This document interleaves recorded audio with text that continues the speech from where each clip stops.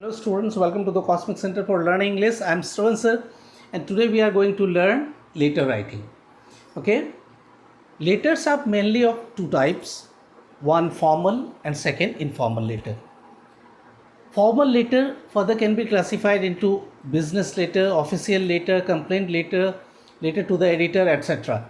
Okay, but informal letters are the letter written to friends and relatives.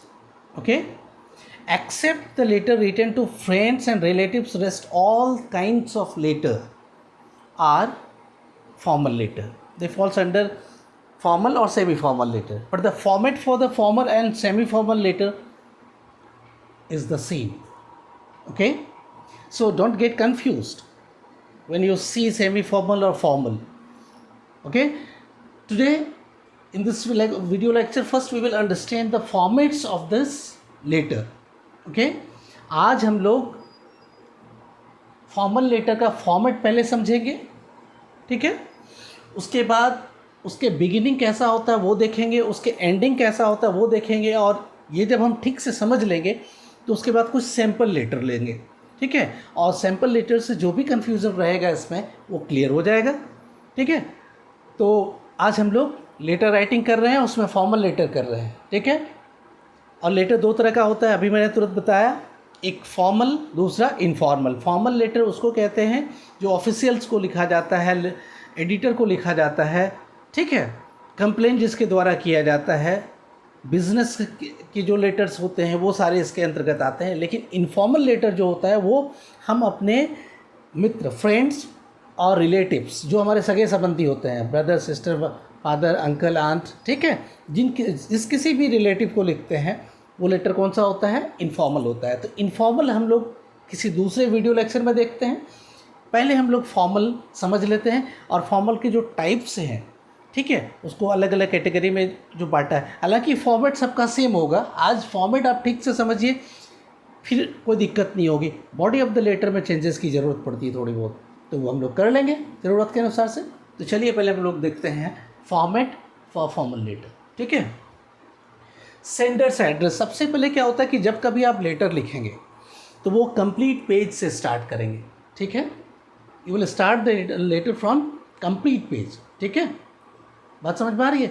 ऐसा नहीं कि middle of the page से लिखना शुरू कर दिए, पेज है मिडिल से शुरू कर दिए। और दूसरी बात है होता है कि लेटर जब भी लिखेंगे आप टॉप में मार्जिन छोड़ेंगे, ठीक है, और लेफ्ट में मार्जिन छोड़ेंगे पेज का, निश्चित रूप से। आर यू अंडरस्टैंडिंग और नॉट? दूसरी बात लेटर में यह ध्यान में रखना होता है कि उसके जो सब्जेक्ट होता है, ठीक है, जो सब्जेक्ट होता है बहुत क्लियर होना चाहिए, शॉर्ट होना चाहिए, प्रिसाइज होना चाहिए और क्लियर होना चाहिए। सब्जेक्ट देखने से पता चल जाए कि किस बारे में लिखा है। बात समझ में आ रही है? मैं थोड़ा उसके बगल में एक सैम्पल देता गया हूँ एग्जाम्पल के तौर पर, आप उसको देखेंगे, फिर कंप्लीट लेटर का जो सैम्पल होगा उससे हम लोग पूरी तरह से समझ लेंगे। लेकिन आज ही समझ में, अभी इस वक्त आ जाएगा आपको, ठीक है। तो देखिए सबसे पहले, हाँ, और एक दो पॉइंट और भी है कि जो लेटर का लैंग्वेज होता है वो राउंड अबाउट वे में नहीं किसी बात को कहेंगे आप, बहुत सिंपल, स्ट्रेट फॉरवर्ड, ठीक है। एक तो राइटिंग उसके क्लियर होने चाहिए जब भी आप लेटर लिखोगे, ठीक है। दूसरी बात, वो बहुत सिंपल लैंग्वेज में जो बात आप कहना चाहते हैं, ठीक है, जो कम्युनिकेट करना चाहते हैं वो उन तक पहुंच जाए, ठीक है। उन्हें एक्स्ट्रा, ठीक है, माइंड एक्सर्ट करने की ज़रूरत नहीं पड़े। ऐसा करेंगे नहीं, क्योंकि जो भी ऑफिशियल को आप किन्हीं को भी लेटर लिखते हैं तो उतने फुर्सत नहीं है ताकि वो डिटेल, इसलिए वो ऐसा हो। फिर कभी कभी ऐसा हो सकता है वो कि लेटर आपका किनारे भी हो सकता है। तो ये आवश्यक है कि उस सिंप्लिसिटी उसका मेंटेन करेंगे आप, जो आप कहना चाहते हैं वो कम्युनिकेट हो जाए, फिर उसके फॉर्मेट को फॉलो करेंगे स्ट्रिक्टली, ठीक है। चलिए आते हैं फिर। तो सेंडर्स एड्रेस मैंने कहा सबसे पहले टॉप ऑफ द कॉर्नर में मार्जिन छोड़ने के बाद टॉप लेफ्ट कॉर्नर में आप सबसे पहले क्या लिखेंगे? Sender's address. सेंडर किसको कहते हैं? जो लेटर लिख रहा है। जैसे मैं अगर लेटर लिख रहा हूँ तो मैं सेंडर को, मैं खुद का एड्रेस, ठीक है, तो मैं अपना एड्रेस डालूंगा। और एड्रेस जो सबसे पहले आप लिखेंगे सेंडर्स एड्रेस, वो 3 लाइन से ज़्यादा नहीं होना चाहिए, मैक्सिमम 3 लाइन्स में इसको कंक्लूड करेंगे। जैसे मैं एक एग्जाम्पल के रूप में यहाँ पे दिया, जैसे M.K. अग्रवाल मेंशन मीरुत, ठीक है, ये एड्रेस है सेंडर्स एड्रेस। मान लीजिए इन्होंने लिख रहे हैं, एम के अग्रवाल लिख रहे हैं लेटर, ठीक है, जिनको लिख रहे हैं वो नीचे हम लोग देखेंगे, लेकिन जिनको लिख रहे हैं तो ये सेंडर्स एड्रेस में एम के अग्रवाल, अग्रवाल मेंशन, मीरूत, ठीक है, मीरूतपुर। बात समझ में आई? जस्ट सेंडर्स एड्रेस के बाद इस तरह से सेंडर्स एड्रेस लिखने की पूरी ज़रूरत नहीं है, गलती ये नहीं करेंगे आप, ठीक है। मैं यहाँ पे चूँकि फॉर्मेट बता रहा हूँ इसलिए मैंने लिख दिया है, लिखेंगे आप ये अपना एड्रेस डायरेक्ट यहाँ पे लिखेंगे, उसके बाद एक लाइन का गैप छोड़ेंगे सेंडर्स एड्रेस के बाद, कितना, एक लाइन का, और ये गैप के बाद आप लिखेंगे डेट, ठीक है। तो DATE डेट लिखने की आवश्यकता नहीं है, ठीक है, आप डायरेक्ट डेट लिखोगे। तो डेट कैसे लिखोगे, जैसे आज 30 जुलाई है तो 30 जुलाई 2020, ठीक है, 2020 मैंने लिखा है। इसको कभी कभी लोग इस तरह से लिखते हैं जो उचित नहीं है लेटर लिखने में, ठीक है, कभी आप इस तरह से नहीं लिखेंगे। जैसे देखिए यहाँ पे, ठीक है, मैं लिखूँ जैसे 3/7/2020, अगर इस तरह से लिखते हैं तो ऐसे नहीं लिखेंगे, ठीक है, ये स्टैंडर्ड वे नहीं है लिखने का।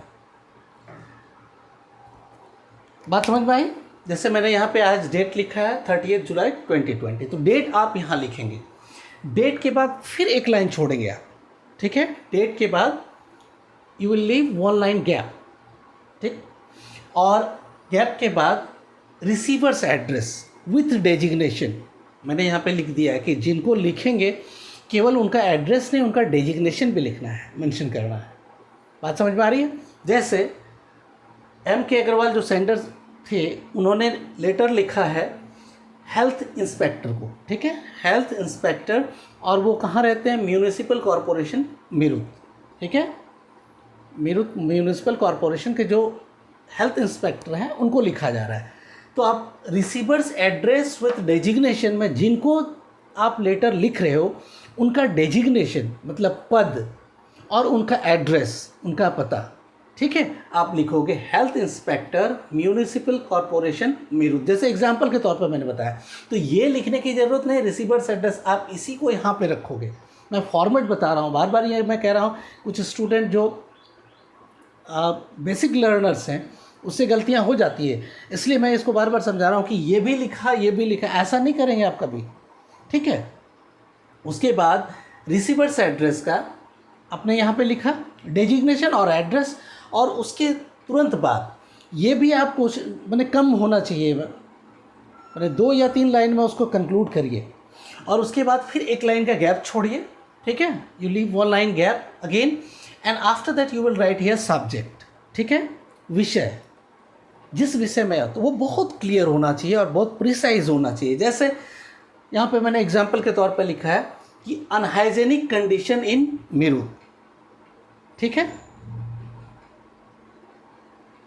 अनहाइजेनिक माने अस्वास्थ्यकर जो परिस्थिति है, कंडीशन, स्थिति है, कहाँ का, मीरूत का, ठीक है, या मीरूतपुर का।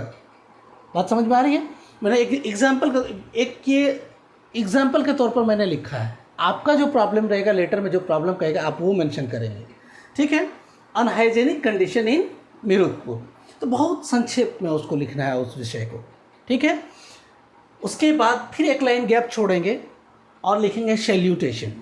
सैल्यूटेशन मतलब होता है जब उसको एड्रेस करेंगे आप, जैसे डियर सर, डियर मैडम, या सर मैडम, फॉर्मल लेटर में डियर लगा भी सकते हैं, कोई आवश्यक नहीं है उसमें, आप सर और मैडम, मैंने यहाँ पे लिखा भी है, देख लीजिए, इस तरह से लिखेंगे। सर अगर मेल है तो सर, फीमेल है तो मैडम, अगर मालूम नहीं है तो आप ऑब्लिक करके दोनों दे सकते हैं, कोई प्रॉब्लम नहीं है। ऑफिशियल लेटर में डिजिग्नेशन देखा जाता है, पद के आधार पर होता है, सर मैडम आप लिखेंगे, या फिर ब्रैकेट में मैंने लिख दिया डियर सर, डियर मैडम, आपकी इच्छा पर निर्भर करता है कि आप कैसे, थोड़ा रेस्पेक्टफुल अगर वे में लिखना चाहेंगे तो आप इस तरह से लिख सकते हैं, लेकिन फॉर्मल में प्रोफेशनल होते हैं लोग, ठीक है। तो एक बात और बताना चाहता हूँ कि जो थोड़ा लेटेस्ट वे ऑफ राइटिंग है लेटर का, मैंने जो अभी नए में, उसमें क्या होता है कि सैल्यूटेशन को पहले लिखते हैं और सब्जेक्ट को बाद में लिखते हैं, ये आप चेंज कर सकते हैं, ठीक है, ये भी चल रहा है अभी और वो भी चल रहा है। तो अगर आप लिखते हैं सैल्यूटेशन को पहले बात समझ में आ रही है? जैसे डियर सर, डियर मैडम, अभी मैंने जो बताया उसको पहले लिखे, उसके जस्ट नीचे एक लाइन छोड़ के सब्जेक्ट लिखेंगे तो और भी बेहतर होगा, ठीक है। लेकिन वो कन्फ्यूज़न में आपको नहीं पड़ना है, मार्क्स दोनों ही कंडीशन में आपको पूरा पूरा मिलना है और लेटर दोनों ही स्थिति में गलत नहीं है, लेकिन वो लेटेस्ट है, ठीक है। तो उसको आप अगर फॉलो करते हैं बहुत अच्छा। क्या मैं यहाँ चेंज कर दूँ? नहीं, मैं यहाँ पे रहने देता हूँ, मैं एक मार्क कर देता हूँ जिससे आप पता चले कि इसको आप ऐसे लिख सकते हैं और इसको इसके जगह पे लिख सकते हैं, ठीक है। बात समझ में आ रही है? मैंने मार्क कर दिया, उसको चेंज कर देंगे, ठीक। उसके बाद सैल्यूटेशन देख लिया, सैल्यूटेशन के तुरंत बाद एक लाइन का गैप छोड़ेंगे आप, ठीक है। बात समझ में आ रही है? अगर आपने इसके तुरंत बाद सब्जेक्ट लिखा तो सब्जेक्ट के बाद एक लाइन छोड़ के आप लिखना शुरू करेंगे, ठीक है। और अगर आप सैल्यूटेशन यहाँ पे लिखा है तो सैल्यूटेशन के जस्ट नीचे से बिना लाइन छोड़े, बिना गैप छोड़े आप यहीं से बॉडी ऑफ द लेटर लिखना शुरू करेंगे। Is it clear? बात समझ में आई? फिर से रिपीट कर देता हूँ कि अगर पहले आप सब्जेक्ट लिखते हो, ठीक है, उसके बाद सैल्यूटेशन लिखते हो, लेकिन दोनों के बीच में गैप होना चाहिए एक लाइन का, याद रहे। तो सैल्यूटेशन के जस्ट नीचे से विदाउट कोई गैप आप body of the letter start कर सकते हो, ठीक है। लेटर लिखना वहाँ से स्टार्ट कर सकते हो। लेकिन अगर आप सैल्यूटेशन को ऊपर रखते हो, उसके बाद एक लाइन गैप छोड़ के सब्जेक्ट रखोगे, तो सब्जेक्ट के बाद एक लाइन गैप छोड़ के आप लिखना शुरू करेंगे body of the letter. Is it clear? मेरे ख्याल से क्लियर हो गया होगा। अब देखिए क्या होता है कि बॉडी ऑफ द लेटर कैसे लिखेंगे। बॉडी ऑफ द लेटर जो लिखेंगे आप, उसको 2 पैरा में कंक्लूड करने की कोशिश करिए। फर्स्ट पैरा प्रॉब्लम, ठीक है। बिगिनिंग जो होता है, बिगिनिंग अभी लाइंस कुछ मैं बताऊंगा, उसके बाद बॉडी में पहला प्रॉब्लम एक्सप्लेन करेंगे और दूसरा पैरा जो होगा आपका, कंक्लूडिंग पैरा जो होगा, उसमें आप सजेशन देंगे। आप क्या चाहते हैं, क्या एक्सपेक्ट करते हैं, ठीक है। जो आप एक्सपेक्ट करते हैं, ठीक है, जो आप सजेशन देना चाहते हैं, उसको आप सेकंड पैरा में देंगे। तो 2 पैरा में कंक्लूड आप करेंगे उसको, ठीक है। ये बॉडी ऑफ द लेटर हो गया, इसे पैरा 1 पैरा 2 लिख दिया। और उसके बाद फिर जब लेटर ख़त्म हो जाए तो एंड करेंगे। एंड कैसे करेंगे? Yours faithfully. फॉर्मल लेटर में जब भी लिखेंगे योर्स फेथफुली और ट्रूली, या फेथफुली अगर नहीं याद आता है या फिर नहीं लिखते हैं, आप शॉर्ट में लिखना चाहते हैं, तो TRULY, ट्रूली। फेथफुली लिखिए या ट्रूली, दोनों में से कोई, दोनों का मतलब विश्वासी होता है, आपका विश्वासी। और उसके बाद नीचे नेम अपना, ठीक है। जो लेटर लिख रहा है सेंडर अपना नाम लिखेगा यहाँ पे। ये बात समझ में आई कि नहीं आई? ठीक है। अब देख लीजिए यहाँ पे कि फॉर्मल लेटर को मैंने बताया था, फॉर्मल लेटर को और भी क्लासीफाई कर सकते हैं, जैसे कंप्लेन लेटर, ठीक है। एक है complain letter, official letter, business letter, letter to the editor. लेकिन आप याद रखिए ये इनमें से कोई भी हो, मतलब इनफॉर्मल लेटर छोड़ के, ठीक है, इनफॉर्मल लेटर छोड़ के जो फ्रेंड्स और रिलेटिव्स को लिखा जाता है वो लेटर छोड़ के किसी भी प्रकार का लेटर आप लिखते हो, वो फॉर्मल होता है या सेमी फॉर्मल होता है, और उसके फॉर्मेट अभी मैंने जो बताया वही रहेगा, उसमें कोई चेंज नहीं आएगा, ठीक है। अब मैं कुछ सेंटेंसेस आपको बताता हूँ कि लेटर को आप स्टार्ट कैसे करेंगे, ठीक है, उसके बिगिनिंग कैसे आप करेंगे उस लेटर का, ठीक है।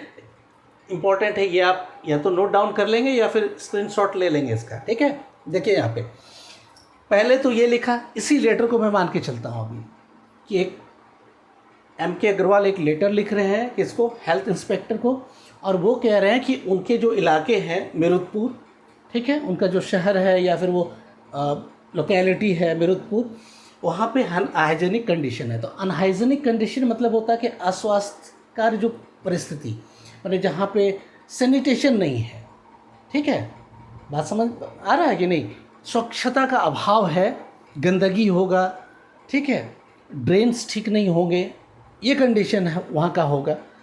तो ये सब्जेक्ट हो गया,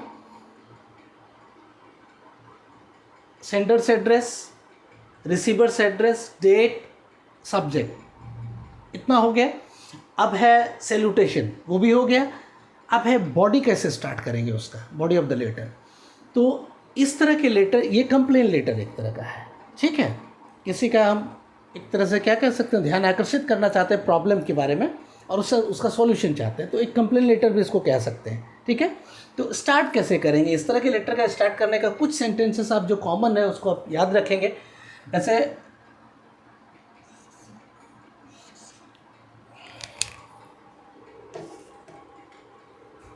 देखिए यहाँ पर, I would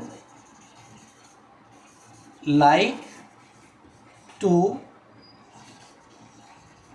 draw your kind attention, ठीक है। I would like to draw your kind attention, ये क्लियर विजिबल है।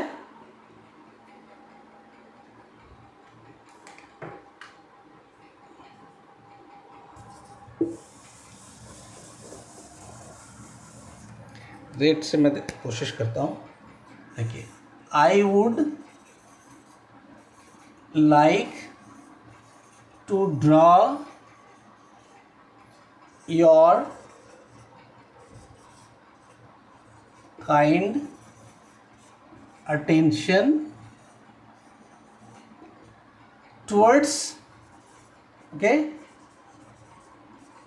TOWARDS, towards.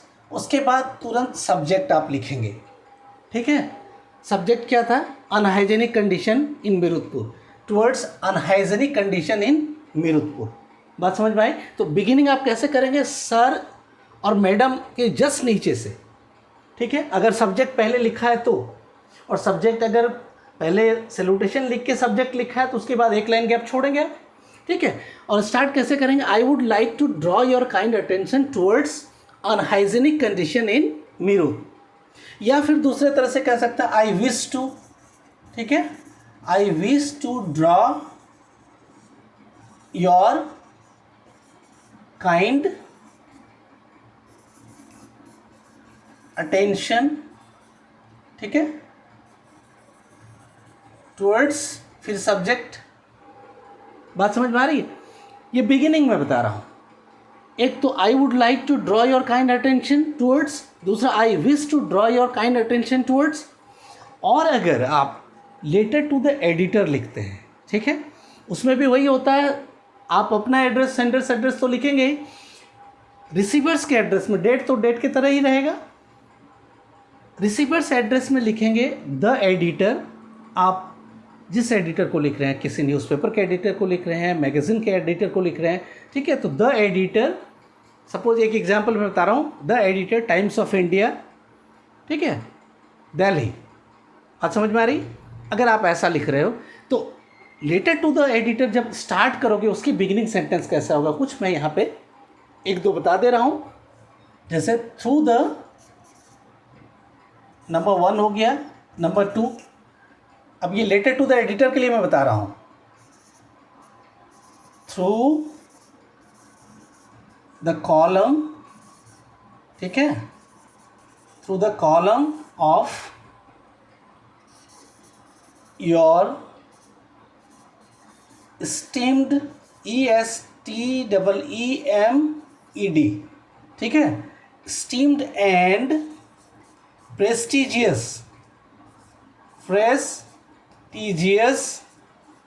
ठीक है, through the column of your esteemed and prestigious news paper, ठीक है, paper, I would like to draw the kind attention, ठीक है, of. अब जैसे मान लो न्यूज़पेपर के द्वारा किसी ऑफिशियल का ध्यान आकर्षित करना चाहते हो, गवर्नमेंट का ध्यान आप अट्रैक्ट करना चाहते हो किसी इशू को लेकर, किसी इशू को हाईलाइट करना है, ठीक है, तो आप यहाँ से चेंज कर देंगे, through through the column of your esteemed and prestigious newspaper, I would like to draw the kind attention of concerned officials. ठीक है, ऑफ के बाद मैं यहाँ पे छोड़ देता हूँ कंसर्न्ड ऑफिशियल, गवर्नमेंट, ठीक है, जो भी जिनको भी अट्रैक्ट करना चाहते हो, और उसके बाद फिर क्या लिखोगे, टुवर्ड्स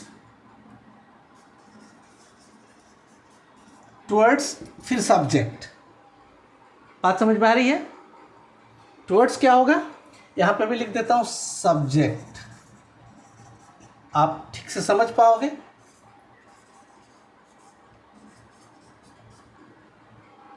ठीक है, इस तरह से आप स्टार्ट कर सकते हो।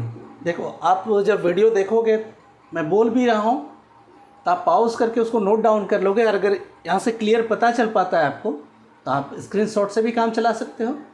ठीक है, बिगिनिंग किस तरह से करना है, फिर से मैं रिपीट कर देता हूँ कि अगर कंप्लेन लेटर है, अगर कंप्लेन लेटर आप लिखते हो किसी ऑफिशियल को, तो उसमें स्टार्ट आप ऐसे कर सकते हो, I would like to draw your kind attention towards, फिर सब्जेक्ट में आ जाओगे आप। और फिर क्या होता है कि जब बिगिनिंग कर लिया, उसके बाद आप लेटर में जो प्रॉब्लम है, उस प्रॉब्लम को आप एक्सप्लेन करोगे। तो फर्स्ट पैरा में प्रॉब्लम एक्सप्लेन कर देना है, जिस पैरा में ये स्टार्ट कर रहे हैं उसी पैरा में प्रॉब्लम एक्सप्लेन कर देना है, और नेक्स्ट पैरा में सजेशन, आप सलाह देना चाहते हो, और लास्ट में एंड जैसे करेंगे सेकंड पैरा का, वो मैं अभी बता रहा हूँ। ठीक है, तो अभी मैं इसको मिटाने जा रहा हूँ। I am going to erase this. Okay, so इधर यू टेक स्क्रीनशॉट और you will write down while watching the video lecture. Okay, तो मैं एक बार रिपीट कर देता हूँ, I would like to draw your kind attention towards, फिर subject में आ जाएंगे, या दूसरे तरह से I wish to draw your kind attention towards, अगर वो एडिटर को लिख रहे हैं तो through the column of your esteemed and prestigious newspaper I would like to draw your kind attention, और ये draw the kind attention of, जिनका ध्यान आकर्षित करना चाहते हो। और डायरेक्ट अगर आप उन्हीं को चाहते हो, ठीक है, कोई ऑफिशियल आपका है तो आप डायरेक्ट मेंशन कर सकते हो उसको। ऑफ, यहाँ पे ऑफिशियल का नाम लिखोगे, गवर्नमेंट का या जिनका भी, टुवर्ड्स फिर सब्जेक्ट आप लिखोगे। ठीक है, मैं सैम्पलिंग के लिए आज बता रहा हूँ, चूँकि फॉर्मेट बता रहा हूँ मैं, इसीलिए। फिर सैम्पल लेटर्स में जब दूंगा तो उसमें तो क्लियर ही हो जाएगा, फिर कोई प्रॉब्लम ही नहीं रह जाएगा। आज ही प्रॉब्लम नहीं होगा, वो लेटर कैसे स्टार्ट करेंगे, वो एक दो सैम्पलिंग हो जाने से क्या होगा कि जहाँ कहीं थोड़ा बहुत भी कंसेप्ट में प्रॉब्लम होगा वो क्लियर हो जाएगा। ठीक है, तो मिटाऊँ मैं, शुड आई इरेज?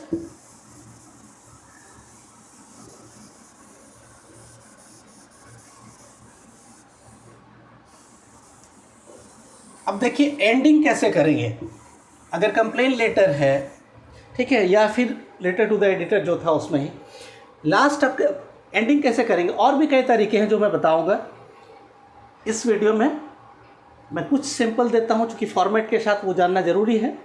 ठीक है, अब जैसे सेकंड पैरा, जो बॉडी ऑफ द लेटर का बिगिनिंग बता रहा था अभी मैंने फर्स्ट पैरा का, अब सेकंड पैरा का जो एंड करो, वो कंक्लूडिंग पैरा जो होगा, उसके लिए मैं बता रहा हूँ, आई होप, ठीक है, I hope this matter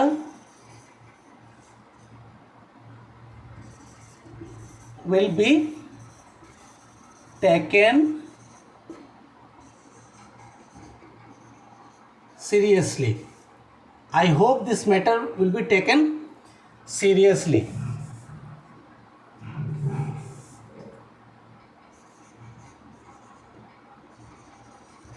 Okay, seriously. ठीक है, I hope this matter will be taken seriously. यहाँ थैंकिंग यू, और जस्ट नीचे योर्स फेथफुली, जो मैंने यहाँ पे एंडिंग लिखा है। बात समझ में आ रही है? एक ये हो गया। ये फिर दूसरे तरह से कैसे कह सकते हो, देयरफॉर यू आर रिक्वेस्टेड, जो सजेस्टिंग पैरा है जिसमें आप सजेशन दे रहे हैं, ठीक है, therefore you are requested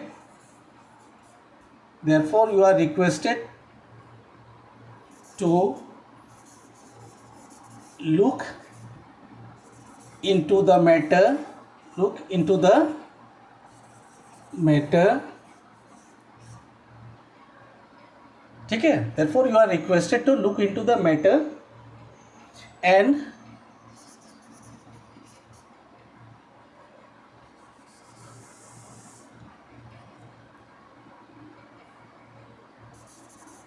take immediate